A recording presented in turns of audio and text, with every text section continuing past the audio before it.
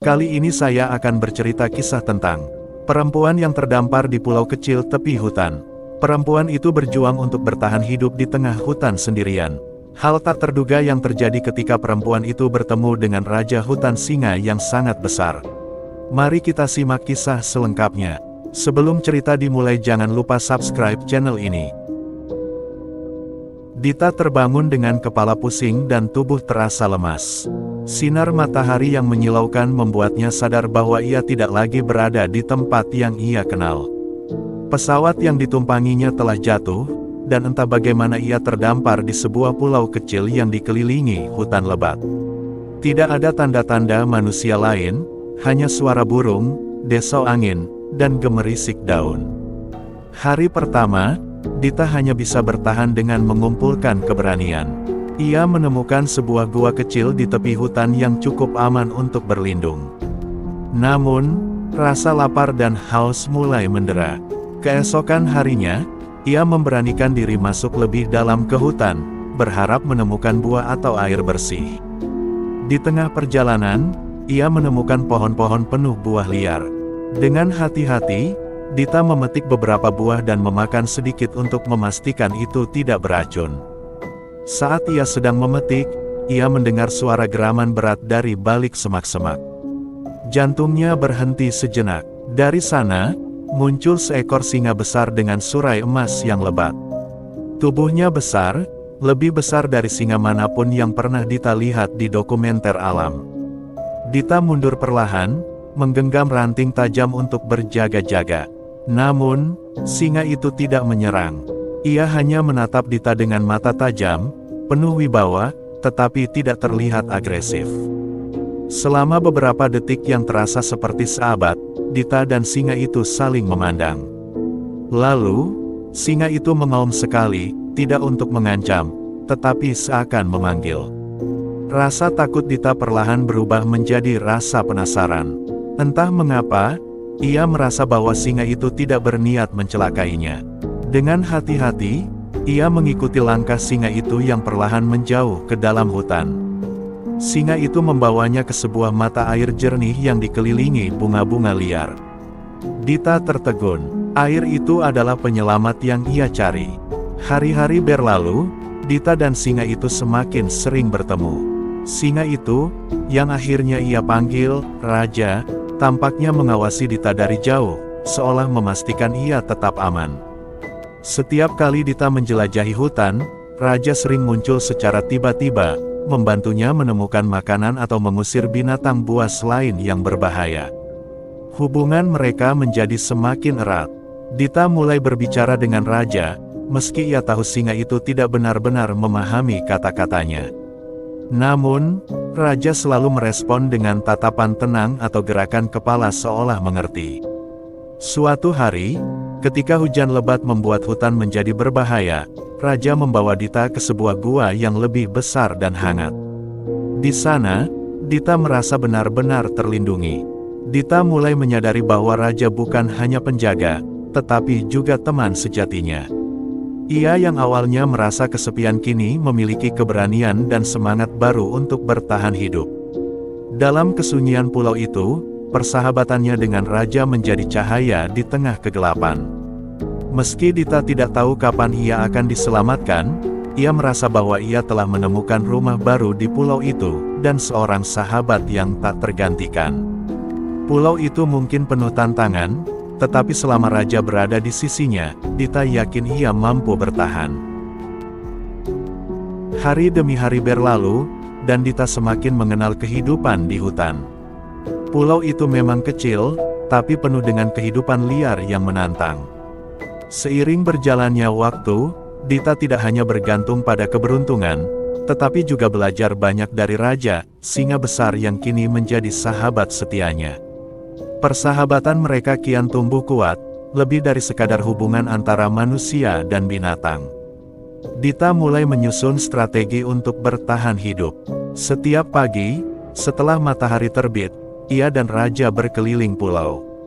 Raja dengan sigap memimpin jalan, menunjukkan tempat-tempat di mana buah-buahan tumbuh subur, dan menyarankan daerah mana yang lebih aman untuk dikunjungi. Dita mulai menanam tanaman kecil di sekitar gua mereka, berharap bisa memiliki pasokan makanan yang lebih stabil. Dengan bantuan raja, ia berhasil menemukan tanaman-tanaman liar yang bisa dimakan atau memiliki khasiat penyembuhan. Di antara pohon-pohon besar yang menjulang, Dita belajar cara membangun tempat berteduh yang lebih baik. Menggunakan cabang-cabang kayu dan daun-daun lebat, ia membuatkan tempat perlindungan yang lebih tahan terhadap hujan. Raja seringkali membantu, meskipun dengan cara yang unik. Kadang ia menarik cabang besar dengan cakar-cakarnya atau menggali tanah dengan cakarnya yang tajam untuk membentuk dinding perlindungan. Suatu hari, saat Dita sedang berkeliling mencari buah, ia menemukan jejak-jejak kaki yang tidak biasa. Jejak itu lebih besar dari singa, dan tampaknya baru dibuat. Hatinya mulai berdebar, memikirkan kemungkinan adanya hewan buas lain yang bisa membahayakan mereka. Ia melangkah hati-hati, namun tidak bisa menghindari rasa cemas yang mulai merayapi pikiran. Tiba-tiba, di kejauhan, Dita melihat sosok besar bergerak di antara pepohonan. Itu bukan singa, tetapi binatang yang jauh lebih besar dan lebih ganas, sebuah harimau. Insting Dita langsung menyuruhnya untuk bersembunyi, dan ia cepat-cepat melangkah mundur, berusaha untuk tidak menarik perhatian. Namun, harimau itu segera menyadari kehadirannya. Dalam hitungan detik, harimau itu berlari ke arahnya dengan kecepatan luar biasa. Dita berteriak keras, tapi sebelum ia sempat berlari, raja tiba-tiba muncul dari balik semak-semak dengan gerakan cepat. Dengan satu lompatan besar, raja menghadang harimau yang siap menyerang. Terjadi pertempuran sengit antara dua raja hutan itu, singa besar melawan harimau liar. Dita tidak bisa berbuat apa-apa selain menonton, tubuhnya gemetar ketakutan. Raja mengaum keras, menangkis serangan harimau dengan cakar dan gigi tajamnya. Meskipun tubuh harimau lebih besar dan kuat, raja memiliki kecepatan dan ketangkasan yang membuatnya sulit dikalahkan. Setelah beberapa menit pertempuran yang mendebarkan, harimau itu akhirnya mundur, pergi ke dalam hutan, dan menghilang dari pandangan. Dita berlari mendekat ke raja, yang tampak terluka di beberapa bagian tubuhnya. Namun, ia masih berdiri tegak, dengan tatapan yang penuh wibawa. "Raja, kamu baik-baik saja?" Dita berbisik, mencoba menenangkan dirinya. Raja mengaum pelan, seakan memberi tanda bahwa ia baik-baik saja meski sedikit terluka. Dengan hati-hati, Dita mengobati lukanya menggunakan daun dan tanaman obat yang ia pelajari dari hutan. Sejak pertempuran itu, Dita semakin merasa bahwa hutan ini bukanlah tempat yang bisa dianggap sepele. Namun, di sisi lain, ia juga merasa bahwa dirinya tidak sendirian. Raja selalu ada untuknya, sebuah perlindungan yang tak tergantikan. Meski begitu, Dita tahu bahwa setiap hari adalah perjuangan. Hutan ini keras, dan mereka harus terus beradaptasi untuk bisa bertahan.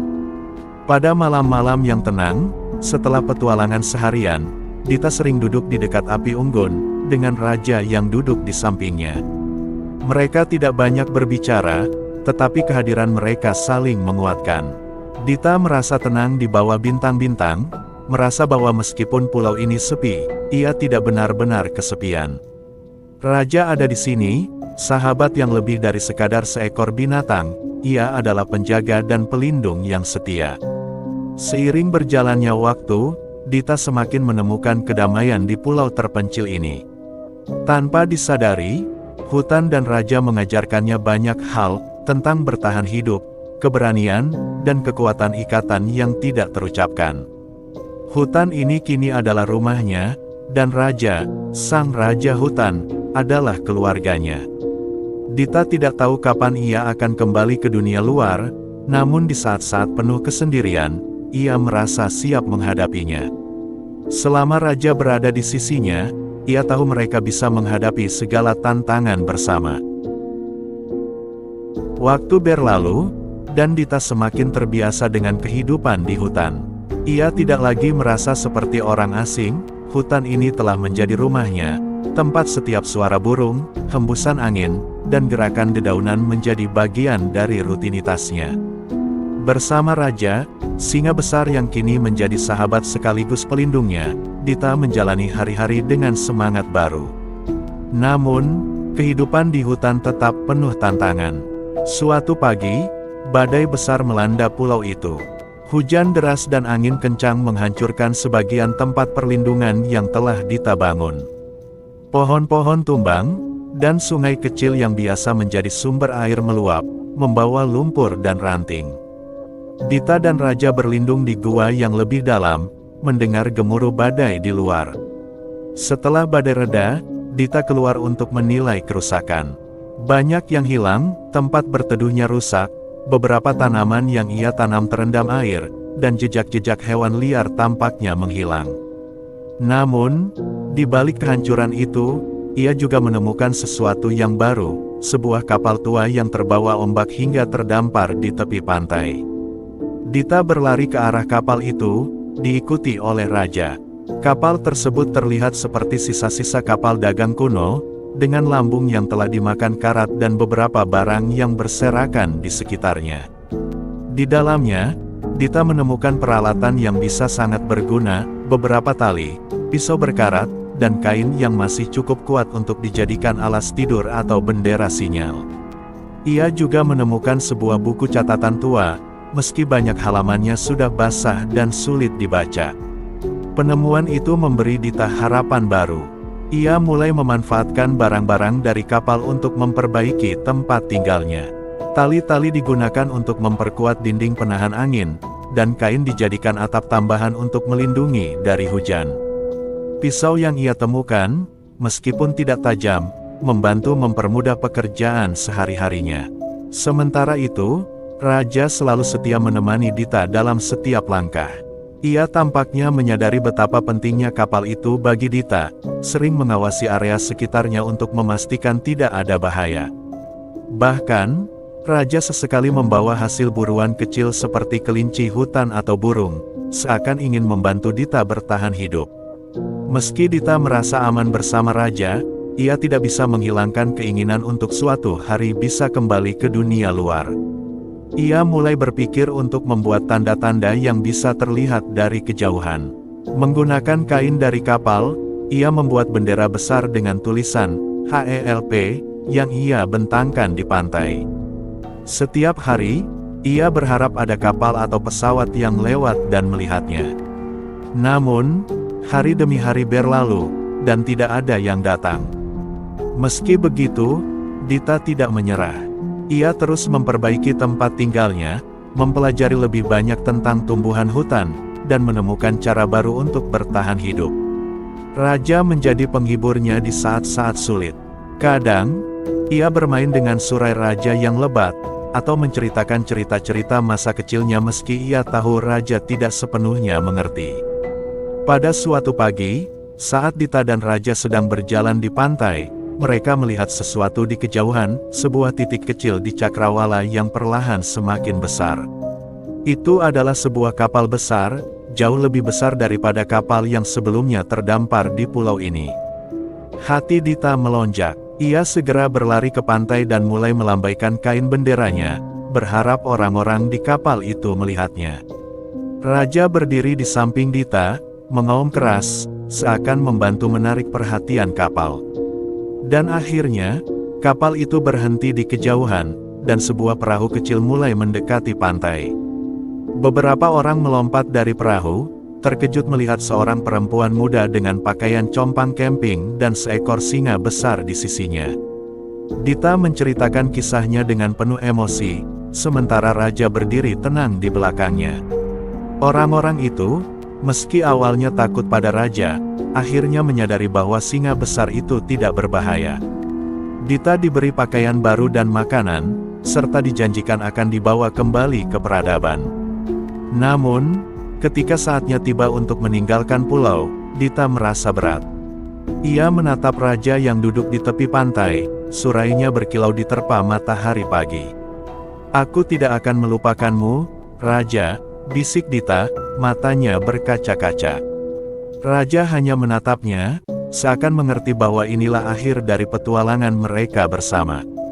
Ketika perahu mulai menjauh dari pantai, Raja mengaum sekali lagi, sebuah salam perpisahan yang menggema di seluruh pulau.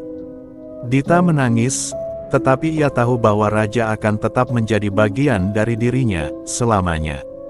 Hidupnya mungkin akan kembali ke dunia luar, tetapi hatinya akan selalu berada di pulau itu, bersama sahabat sejatinya, Raja sang Raja Hutan.